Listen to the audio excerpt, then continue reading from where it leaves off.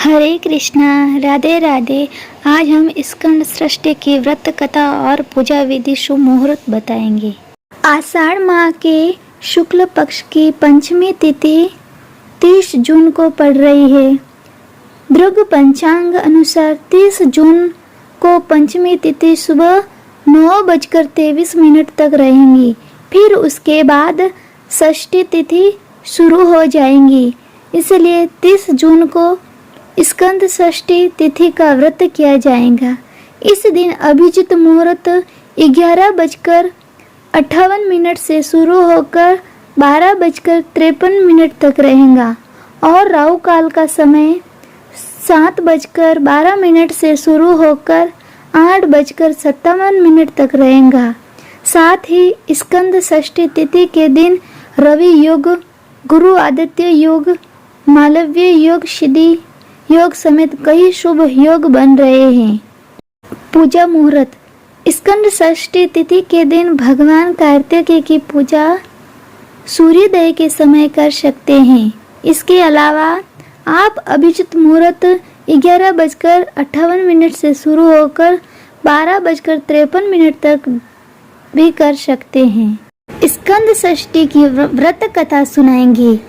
कुमार कार्तिकेय के जन्म का वर्णन हमें पुराणों में ही मिलता है।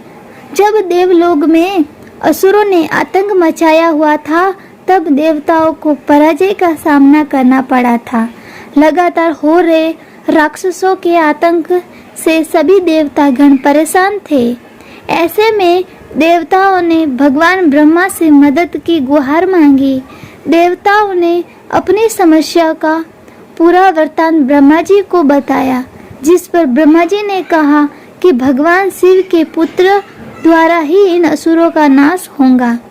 लेकिन उस काल चक्र में माता सती के वियोग में भगवान शिव समाधि में लीन थे। ऐसे में इंद्र और सभी देवताओं ने भगवान शिव को समाधि से जगाने के लिए भगवान कामदेव की मदद मांगी, जिसके बाद कामदेव ने खुद भस्म होकर भगवान भोलेनाथ की तपस्या को भंग कर दिया और फिर आखिरकार भगवान शिव ने माता पार्वती से विवाह किया। विवाह के बाद दोनों देवदारू वन में एकांतवास के लिए चले गए। उस वक्त भगवान शिव और माता पार्वती एक गुफा में निवास कर रहे थे। उस वक्त एक कबूतर गुफा में चला गया और उसने भगवान शिव के वीर्य का पान कर लिया, परंतु वह इसे सहन नहीं कर पाया और भागीरथी को सौंप दिया। गंगा की लहरों के कारण वीर्य 6 भागों में विभक्त हो गया और इससे 6 बालकों का जन्म हुआ। वह 6 बालक मिलकर 6 सिर वाले बालक बन गए। इस प्रकार कार्तिकेय का जन्म हुआ। तो ये थी स्कंद षष्ठी की व्रत कथा। हरे कृष्णा, राधे राधे।